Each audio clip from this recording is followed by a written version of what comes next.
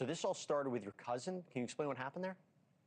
Yes, when my cousin went missing, she was forced into a van or a Suburban with other vulnerable Native relatives 8 hours away from us up in Farmington. They told her she would go to Phoenix for the day and take her home. All throughout the ride, they gave her alcohol, and she was brought to a home and asked for information. And because they told her she was going to be staying there, and she refused.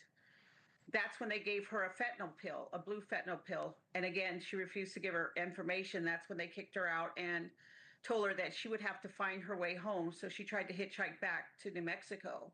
When she told me what was happening is when I figured this is why we were missing so many people, and this is why we saw so many of these white vans.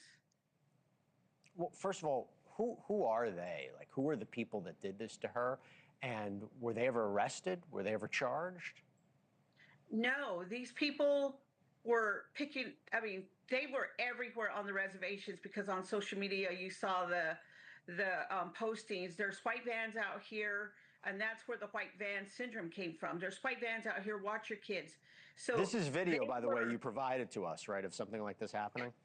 yes, yes. So they were just everywhere on the reservations, anywhere they could pick up anyone to take to a home. And I worked catty corner from the Phoenix Medical Center, and they had then we're just going in circles.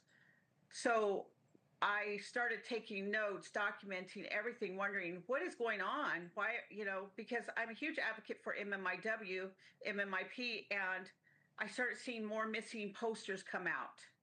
And I was like, well, why are they going missing? Where are they at? And those boards, I had 4 of those boards outside of missing people. And the different, what happens when they get into the homes? So they get picked up by like the unmarked vans, right? Or you talk about the bus stops, these different, what happens in the homes?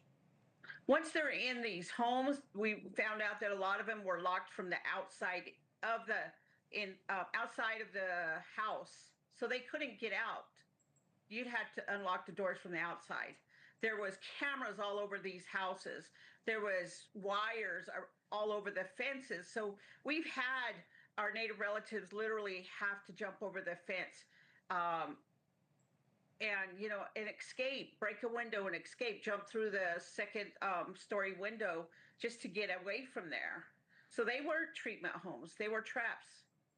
Just to be clear about something, the state leaders said there's a crackdown, there's been convictions, there's prosecutions, there's investigations, there's now a class action lawsuit. They say the fraud has dropped dramatically.